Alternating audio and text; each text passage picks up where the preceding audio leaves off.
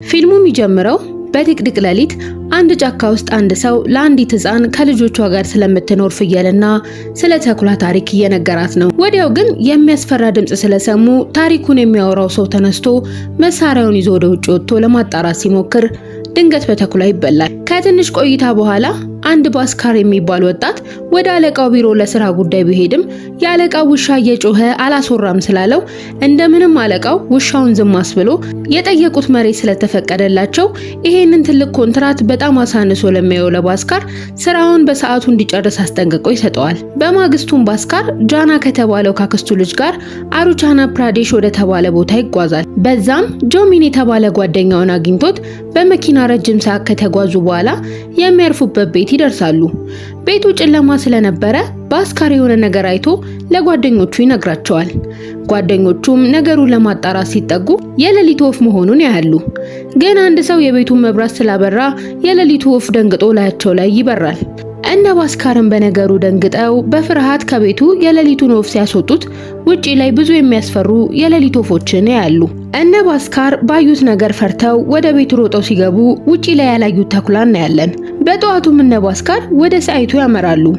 የሳይቱ ኃላፊም በደንብ አቀባበል ካደረገላቸው በኋላ ባስካር ስለ መንገዱ አሰራር ለተሰበሰቡት ሰዎች ያስረዳል። መንገዱን ለመስራት ያሰቡት በጫካ ውስጥ ስለነበር ጫካ ውስጥ የሚኖሩ ዘላኖች እንደማይፈቅዱ ቢነገረውም መንገዱን ለማሰራት ዛፎችን መቁረጥና ማስቆፈር ይጀምራል። ወደ ቤታቸው ሲመለሱ ፓንዳ የተባለው የሳይቱ ኃላፊ እስከዛሬ ጫካ ውስጥ መንገድ ያልተሰራው ያኩም የተባለ አስፈሪ የጫካው አለቃ ስላለ እንደሆነ ሲናገር ጆሚን ያኩን የሚባል ነገር እንደሌለና የመንደሩ አሉባልታ እንደሆነ በመናገር ይቃወመዋል። በዚህ ሰዓት ባስካርም ብር ምንም ነገር ማድረግ እንደሚችልና የመንደሩን ሰዎች እንዲሰበስብለት ተናግሮ ዞር ሲል አንድ ትልቅ ዘንዶ መንገዳቸውን ያቋርጣቸዋል። ባስካርም ዘንዶውን እንዲገጨው ለጆሚን ቢነግረውም ፓንዳ ግን ካልነኩት እንደማይነካቸው ቤቱ ድረስ የመጡት እነሱ እንደሆኑ ተናግሮ ከመኪናው ወርዶ ወደ ጫካው ይገባል። እነ ባስካርም እየፈሩ ይሄዳሉ።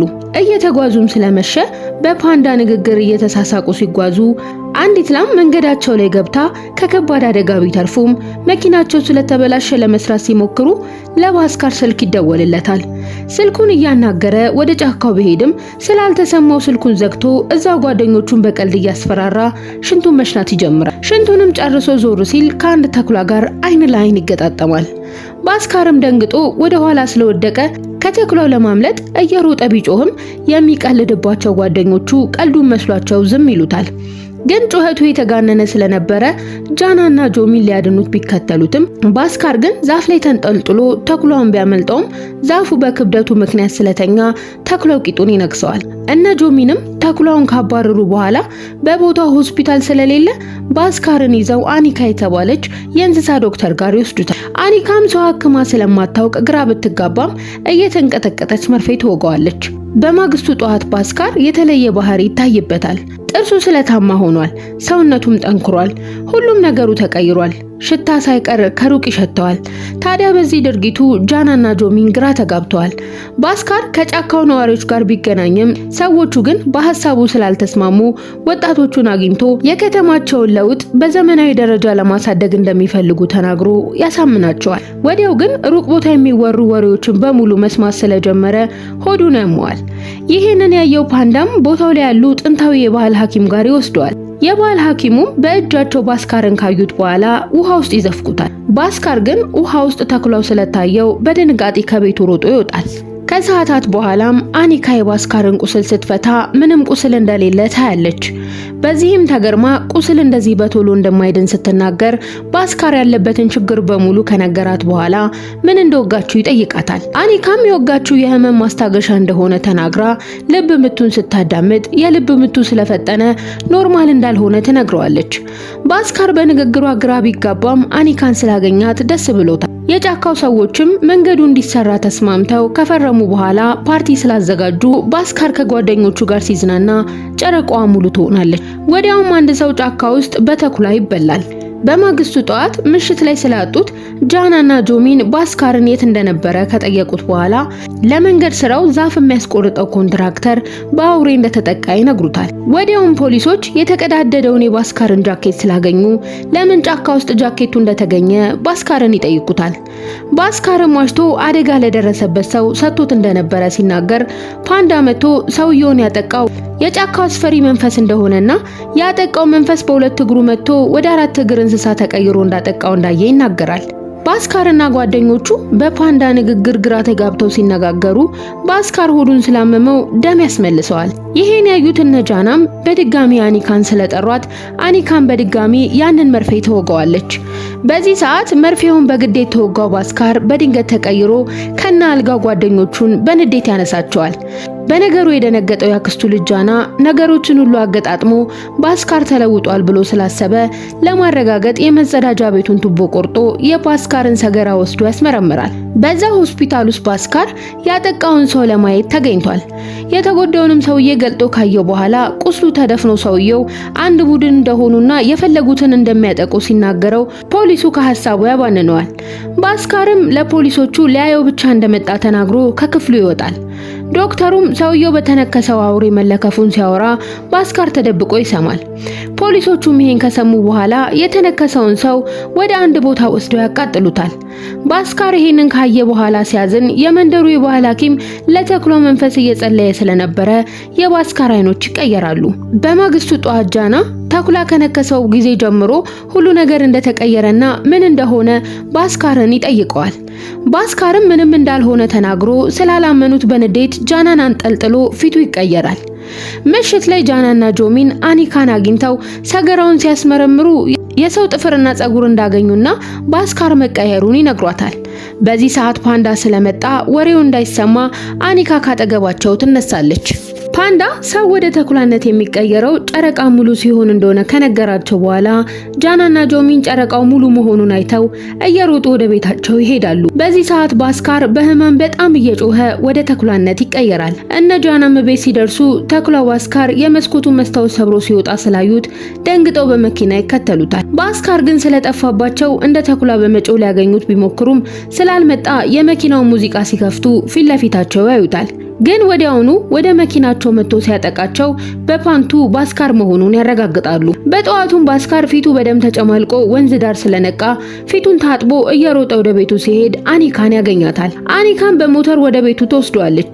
ጃናን በንዴት ትላንት ሊያጠቃቸው እንደነበረና ማታ ማንን እንደበላ ባስካርን ይጠይቀዋል። ባስካርም ሲቀየር የሚያደርገውን እንደማያውቅ ይባስ ብሎም የሚፈራቸው ውሾች እንኳን እያናገሩት እንደሆነ ተናግሮ ሊያስረዳቸው ሲሞክር ለባስካር ተደውሎለት ማታ ወደ ተጎዱ ሰዎች ቤት ይሄዳል። በዛ ቤትም ካሜራ ስለነበረ ተኩላ እንዳጠቃቸው ፖሊሶቹ ያውቃሉ። ግን ፓንዳ ተኩላው ፓንት እንደለበሰ አተኩሮ አይቶ ስለነበረ ለፖሊሶቹ ይነግራቸዋል። በዚህ ሰዓት ጃናና ጆሚን ለባስካር ለመዋሸት ሲያስቡ የፖሊሶቹ ዋና አይኑን ይጥልባቸዋል። ባስካር መፍትሄ ፍለጋ አኒካ ጋር ቢሄድም አኒካ ግን ጫካውን ለማጥፋት በመምጣቱ ጥፋተኛ እንደሆነ ትነግረዋለች። ምሽት ላይም ባስካር ተናዶ ቀን ያናደዱትን ሰዎች ማታ ተኩላ ሆኖ እንደሚበላቸው ሲናገር አንድ ሰው እየሰማው እንደነበረ ያስተውላል። በፍጥነትም በመዝለል ሰውየው ላይ ሲደርስ ሰውየው ፓንዳ እንደሆነ ያውቃል። ፓንዳ ይህንን ያወቀው ጃና ሙሉ ለሙሉ ሳያቃጥል በተወው የባስካር ፓንት እንደሆነ ይነግራቸዋል። ወዲያውም ለመንደሩ ነዋሪዎች እንደሚናገር ተናግሮ ሊሄድ ሲል ባስካር ወደ ተኩላነቱ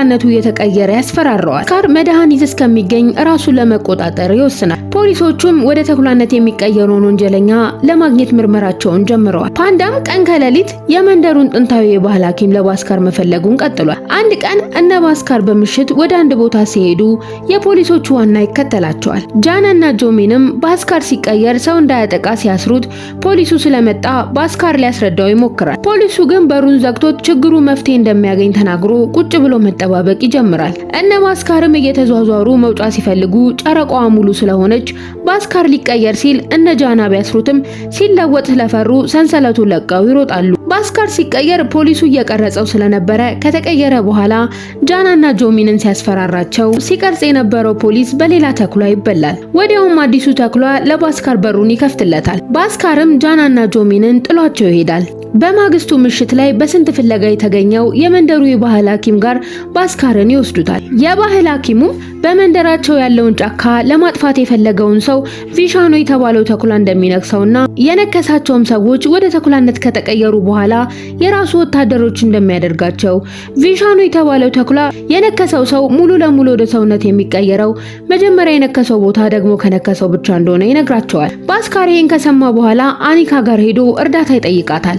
አኒካም በእርዳታው ብትስማማም በድጋሚ ከመነከሱ በፊት ወደ ጫካ ተወስዷለች። በዛም አሪፍ ጊዜ ካሳለፉ በኋላ በማግስቱ ባስካር ከጃናና ከጆሚን ጋር ወደ ጫካው ይሄዳል። ወዲያውም ፖሊሶች እንደተከተሏቸው ያየው ፓንዳ ሊነግራቸው ቢደውልም አላገኛቸውም። ባስካርም ለመነከስ ተዘጋጅቶ ተኩላውን ሲጠባበቅ ፖሊሶቹ በድንገት ተኩላውን በጥይት ይመቱታል። በዚህ ሰዓት ጃናና ጆሚን ተኩላው ከመገደሉ በፊት ራሱን እንዲያስነክስ ስለነገሩት ባስካር ተኩላውን ተከትሎ ወደ ጫካው ይገባል። ጫካ ውስጥ ከፈለገው በኋላ አኒካም ቦታው ላይ ያገኛታል። አኒካም ቪሻኑ ብለው የሚጠሩት ተኩላ እሷ እንደሆነችና በፊልሙ መጀመሪያ ላይ የነበረችው ሕፃን እሷ እንደነበረች ላለፉት 100 ዓመታት ጫካውን እንደጠበቀች የነከሰችው ልትገለው ቢሆንም ስለ ጫካው አመለካከቱ ስለተቀየረ አብሯት እንዲጠብቅ እንደተወችው አውሬ ለመሆን በቂ እንዳልሆነ በመንገር ወደ ሰውነቱ እንዲቀየር ተናግራ ልትነክሰው ስትል እንደ ጃና ይመጣሉ። በዚህ ሰዓት ፖሊሶቹ አኒካን ይዟትና በእንጨት የታጠረ ቤት ውስጥ ያስሯታል። አኒካን ለማዳንም ባስካር ወደ ተኩላ መለወጥ ቢሞክርም ስላቃተው ጃናና ጆሚን ተናዶ እንዲለወጥ ቢቀጠቅጡትም ስላልተለወጠላቸው ፓንዳ ብዙ ነገሮችን ስለ ጫካው ነግሮት እንዲለወጥ ያደርገዋል። ባስካር ወደ ተኩላ ከተለወጠ በኋላ የታሰረችውን አኒካን ሁሉንም ፖሊሶች አጥቅቶ ያድናታል። የመንደሩ የባህል ሐኪምም የመንደሩን ሰዎች እንዳያጠቁ እነ ባስካርን ስለለመኗቸው አኒካና ባስካር ወደ ጫካው ይሄዳሉ። ግን አኒካ በጥይት ተጎድታ ስለነበረ ከከፍታው ላይ ተንሸራታ ትወድቃለች። ከ6 ወር በኋላ ባስካር የመንደሩን መንገድ በጫካው ዳር ለመስራት እንደታቀደ ይናገራል። ምሽት ላይም ጃና ባስካርን ካሰረው በኋላ የሚበላውን ስጋ ሲሰጠው የበሩ ደውል ስለጠራ ጃና በሩን ሲከፍት የስትሪዎቹ ቪኪና ቢንቱ መጥተው ስትሪ መፈለግ እንዳለበት ይነግሩታል። በዚህ ሰዓት አስፈሪ ድምጽ ሰምተው ወደ ባስካር ጋር ሲሄዱ ተኩላ ሆነው ስላዩት ይደነግጣሉ።